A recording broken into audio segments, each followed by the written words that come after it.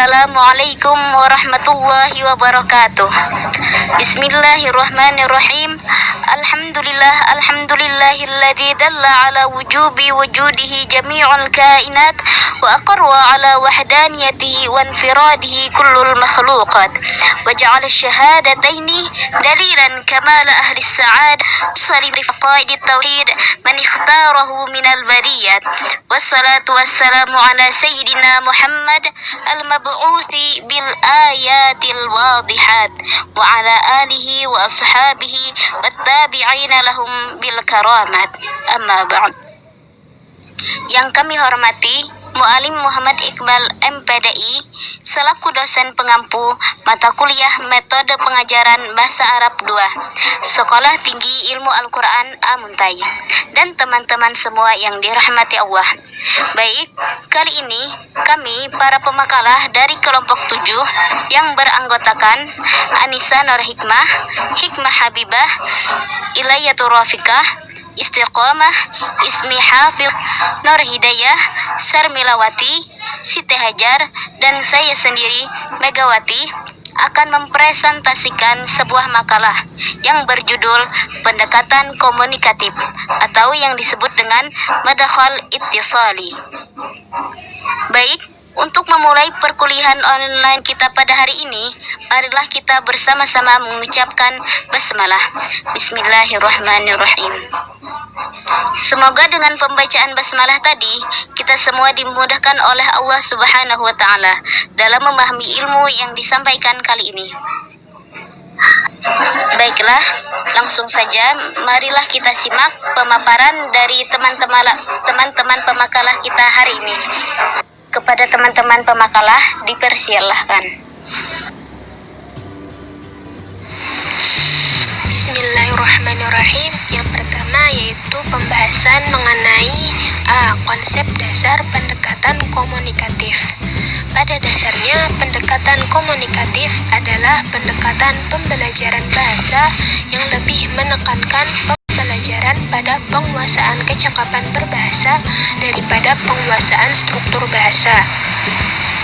Maksudnya, yang kita ketahui bahwasanya tujuan dari pembelajaran bahasa adalah untuk berkomunikasi. Kemahiran menggunakan bahasa secara alami atau spontan dalam berkomunikasi itu lebih harus dimiliki para siswa, di samping penguasaannya mengenai kaidah-kaidah bahasa. Jadi, pendekatan ini memberikan pengaruh atau tekanan pada kebermaknaan dan fungsi bahasa, atau dari struktural bahasa atau kaidah bahasa ke fungsional bahasa, yaitu mengkomunikasikan bahasa tersebut. Konsep dasar yang diusung oleh para pakar pendekatan ini bermuara perlunya kompetensi komunikatif. Nah, kompetensi komunikatif merupakan kemampuan untuk menerapkan kaidah gramatikal suatu bahasa dalam bentuk kalimat yang benar dan untuk mengetahui kapan, di mana, dan kepada siapa kalimat itu diujarkan. Maksudnya, pendekatan komunikatif ini memberi perhatian khusus bahwa aspek struktur bahasa atau kaidah bahasa dan fungsional bahasa sangat erat dan berkaitan satu sama lainnya. Nah, untuk lebih jelasnya mengenai hakikat pendekatan komunikatif itu seperti apa dan lebih mendalamnya, kita simak berikut pemaparan pembahasan dari teman-teman kita selanjutnya. Sekian.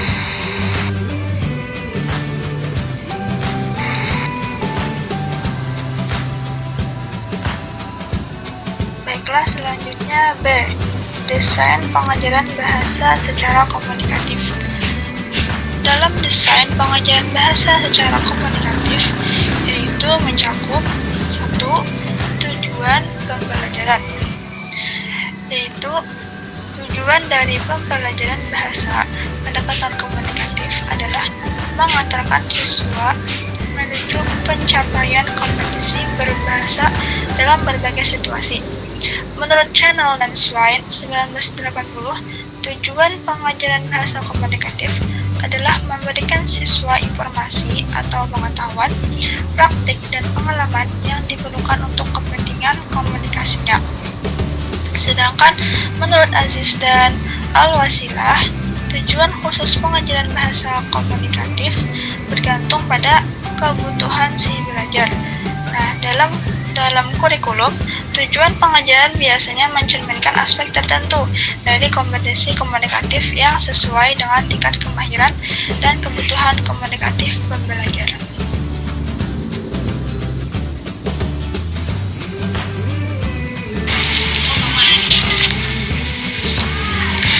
Yang kedua adalah silabus.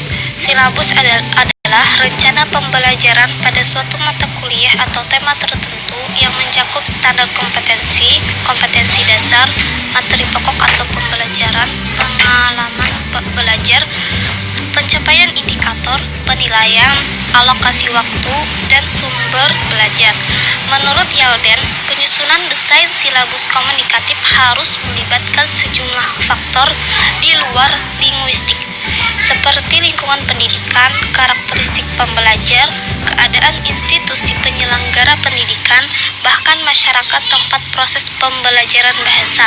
Yalden menawarkan prinsip penyusunan silabus komunikatif yang mencakup A. Pertimbangan yang serinci mungkin mengenai tujuan yang akan diperoleh oleh para pembelajar dalam bahasa sasaran. B. Beberapa gagasan mengenai lingkungan yang merupakan wadah mereka akan menggunakan bahasa sasaran. C. Peristiwa-peristiwa komunikatif yang merupakan wadah para pembelajar akan berpartisipasi, seperti situasi sehari-hari, situasi profesi, situasi akademik, dan sebagainya. D. Fungsi-fungsi bahasa yang terlibat dalam peristiwa-peristiwa tersebut. E. Unsur-unsur gramatikal yang akan diperlukan dan unsur-unsur leksikal yang akan diperlukan.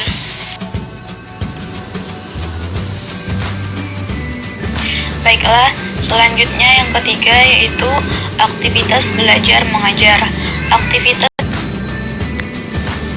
belajar mengajar. Aktivitas belajar mengajar pada pendekatan komunikatif menekankan pada pembinaan dan pengembangan kompetensi komunikatif. Nababan mengungkapkan bahwa hanya aktivitas komunikasi yang realistis atau yang secara nyata atau yang secara langsung yang dapat mendorong pembelajar beraktivitas dengan bahasa yang dipelajarinya sehingga mencapai tugas yang bermakna, atau dengan kata lain, tujuan pembelajaran bahasa secara komunikatif dapat tercapai. Selanjutnya, Moro mengatakan bahwa aktivitas yang betul-betul komunikatif harus memenuhi 3 kriteria. Yang pertama, yaitu ada kesenjangan informasi atau ada ketidaksamaan informasi atau perbedaan informasi, yang mana itu semua terjadi jika ada pertukaran informasi atau adanya interaksi. Kemudian yang kedua yaitu ada pemilihan. Maksudnya adalah ada kebebasan mengenai cara memilih apa yang diungkapkan dan bagaimana cara mengungkapkannya. Kemudian yang ketiga yaitu ada umpan balik. Maksudnya ada respon. Respon yang diberikan oleh penerima atau dalam hal ini adalah peserta didik, yang mana dari yang demikian pembicara atau guru dapat mengevaluasi atau menilai apakah tujuan pembicaraan telah tercapai atau belum. Baiklah, masuk ke pembahasan berikutnya yaitu mengenai peran siswa, guru, dan bahan ajar dalam pembelajaran berbasis komunikatif. Jadi, bagaimanakah peran siswa dan guru dalam pembelajaran ini? Jadi, dalam pembelajaran ini, siswa berperan sangat aktif, bahkan lebih aktif daripada guru. Dalam pembelajaran ini, siswa dituntut untuk mengemukakan pendapatnya, argumentasi-argumentasi yang dia miliki, dan posisi guru yaitu sebagai pengarah kegiatan pembelajaran ini. Adapun bahan ajar yang terdapat dalam pembelajaran pembelajaran berbasis komunikatif ini terbagi menjadi 3 macam. Yang pertama yaitu bahan ajar tekstual. Bahan ajar tekstual adalah bahan ajar yang ada di teks. Jadi sebagaimana materi-materi yang di teks kemudian diikuti sesuai apa yang telah tertera di teks. Adapun macam yang kedua yaitu bahan ajar tugas. Bahan ajar tugas yaitu bahan ajar yang berisi permainan, simulasi dan aktivitas berdasarkan tugas. Intinya yang berisikan tugas atau latihan-latihan. Adapun macam yang ketiga yaitu bahan ajar realitas, yaitu bahan-bahan otentik dari kehidupan dalam ruang kelas, seperti yang bersumber dari majalah iklan, surat kabar, dan lain sebagainya.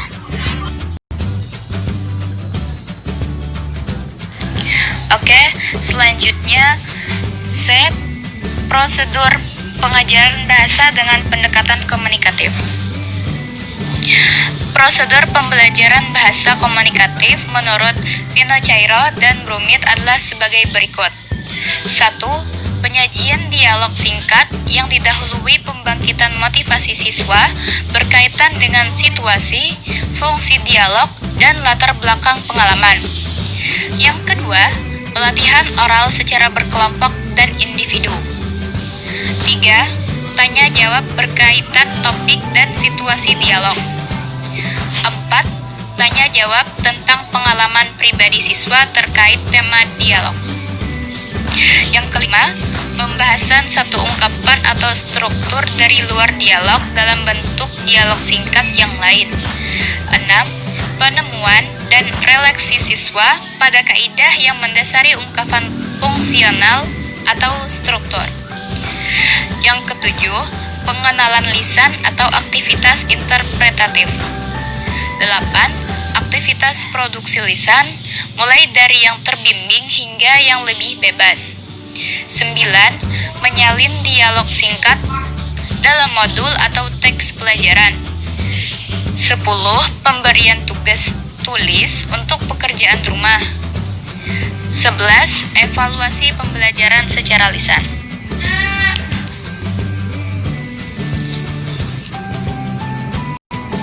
Selanjutnya yaitu prosedur selain prosedur umum yang dilakukan teman saya tadi, yaitu selanjutnya prosedur menurut Alexander 1978 dalam Mainline Beginner menganjurkan prosedur yang memasukkan butir-butir pengajaran baru dalam dialog. Tapi setiap unit mempunyai fokus fungsional yang jelas.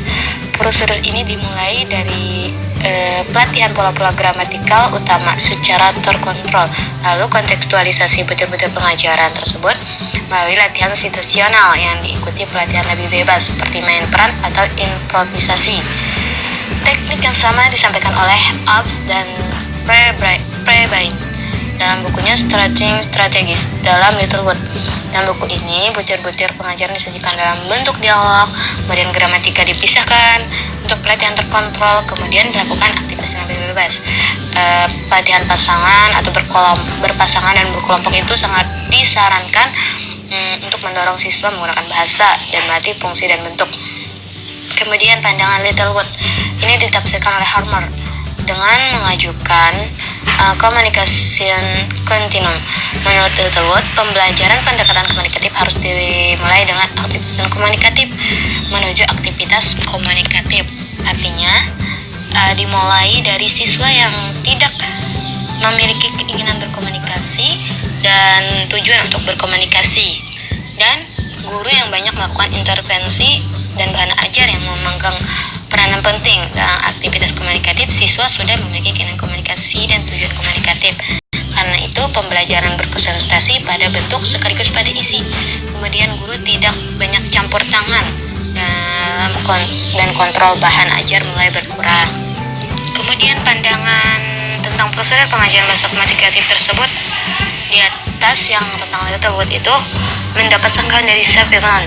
Savelan tidak mengakui kontrol yang memadai dari pembelajaran atas keterampilan individunya, seperti pengucapan, tata bahasa, dan kosakata sebelum menerapkannya pada tugas-tugas komunikatif. Ia berkeyakinan bahwa pelatihan komunikatif sudah bisa diberikan sejak awal pengajaran. Jadi dengan demikian, prosedur pengajaran berdasarkan pendekatan komunikatif itu bervariasi. Karena itu guru bisa memilih prosedur yang cocok dan memodifikasikannya atau menciptakan sendiri prosedur yang sesuai dengan situasi dan kebutuhan guru untuk mengajar murid-muridnya. Kemudian yaitu tentang evaluasi pengajaran bahasa komunikatif, itu akan dijelaskan oleh teman saya. Baiklah, selanjutnya D tentang evaluasi pengajaran bahasa komunikatif. Evaluasi adalah proses penilaian. Evaluasi menurut Ground, Lott, dan Lin adalah suatu proses sistematis dalam mengumpulkan, menganalisis, dan menafsirkan data-data untuk menentukan apakah seorang peserta didik dipandang telah mencapai target pengetahuan atau keterampilan yang dirumuskan dalam tujuan pengajaran. Dari proses penilaian atau evaluasi akan diperoleh data tentang pencapaian tujuan pembelajaran, efektivitas metode dan model yang dipergunakan dalam pembelajaran, perubahan tingkah laku siswa sesuai tujuan pembelajaran, dan feedback yang bermanfaat bagi guru untuk perbaikan pembelajaran. Untuk mengukur pencapaian tujuan itu diperlukan antara lain tes yang baik. Dalam pengajaran bahasa komunikatif, tes yang digunakan untuk mengukur hasil dan kemajuan belajar adalah tes komunikatif. Tes bahasa berdasarkan pendekatan komunikatif memiliki keotentikan tinggi apabila mengakomodasi prinsip pemakaian bahasa sehari-hari, dan bahan-bahan tesnya digunakan alami atau tidak dimanipulasi, seperti bacaan dari majalah dan surat kabar, rekaman acara radio atau televisi, dan tugas-tugas yang mendekati keadaan sebenarnya, seperti interview, pidato, menulis surat yang mengandung unsur sosiolinguistik, dan sebagainya. Penerapan kemampuan komunikatif pada tes bahasa komunikatif harus didasarkan pada rincian rumusan yang banyak digunakan, yang memahami kemampuan komunikatif itu sendiri dari kemampuan linguistik, sosiolinguistik, wacana, dan strategis. Adapun ciri-ciri tes bahasa dengan pendekatan komunikatif adalah: 1. Isi dan pilihan topik beragam sesuai dengan latar belakang dan tujuan. 2. Sumber pemilihan bahan penguasaan bahasa diorientasikan pada bidang kajian umum, akademi, dan penggunaan bahasa sehari-hari. 3. Jenis bahan rujukan berasal dari buku, jurnal, majalah, dan surat kabar. 4. Jenis dan format tes beragam, termasuk subjektif dan objektif, tanpa pertanyaan dengan jawaban ya atau tidak, menolong, interview, dan pembicaraan dengan menguji. Selanjutnya akan disampaikan oleh teman saya. Baiklah, pembahasan selanjutnya yaitu kelebihan dan kekurangan pendekatan komunikatif. Yang pertama, kelebihan pendekatan komunikatif. 1. Siswa termotivasi dalam belajar, dikarenakan pada hari pertama pelajaran siswa langsung dapat berkomunikasi menggunakan bahasa Arab sesuai dengan materi pembelajaran dan dalam batas fungsi, kegiatan berbahasa, serta keterampilan tertentu. 2. Siswa lancar berkomunikasi, dalam arti siswa menguasai kompetensi gramatikal, sosiolinguistik, wacana, dan strategis. 3. Suasana kelas hidup dengan aktivitas komunikasi antar siswa dengan berbagai model interaksi dan tingkat kebebasan yang cukup tinggi sehingga tidak membosankan. Itu kelebihan dari pendekatan komunikatif. Selanjutnya, kekurangan pendekatan komunikatif. 1. Memerlukan guru yang menguasai keterampilan komunikasi secara memadai dalam bahasa Arab serta memiliki wawasan yang cukup tentang kebudayaan penutur asli bahasa Arab. 2. Kemampuan membaca dalam keterampilan tingkat ambang tidak mendapat perhatian yang cukup. 3. Loncatan langsung pada keterampilan komunikasi dapat menyulitkan siswa pada tingkat permulaan. Alhamdulillahirrabbilalamin. Kuliah diskusi online kita pada hari ini berjalan dengan baik dan lancar. Kami ucapkan terima kasih banyak kepada teman-teman semua, terkhusus kepada mu'alim yang telah memberikan kesempatan kepada kami, yaitu kelompok 5, dalam memaparkan materi pada hari ini. Dan kami meminta maaf atas segala kekurangan, baik dari segi makalah yang disampaikan atau PowerPoint yang kami tampilkan beserta penyampaian maupun tingkah laku dan kata-kata yang kurang berkenan selama kami memaparkan materi pada hari ini. Baiklah, pada kawan-kawan, sekarang kami buka sesi tanya jawab. Dipersilahkan kepada kawan-kawan yang ingin bertanya, menambahkan ataupun memberikan komentar atau sarannya agar kiranya mengutarakan itu semua. Kepada teman-teman yang lain juga bisa menambahkan pemaparan materi kami juga dipersilahkan. Silahkan sebut namanya dan asal kelompok berapa. Dipersilahkan kepada kawan-kawan sekalian.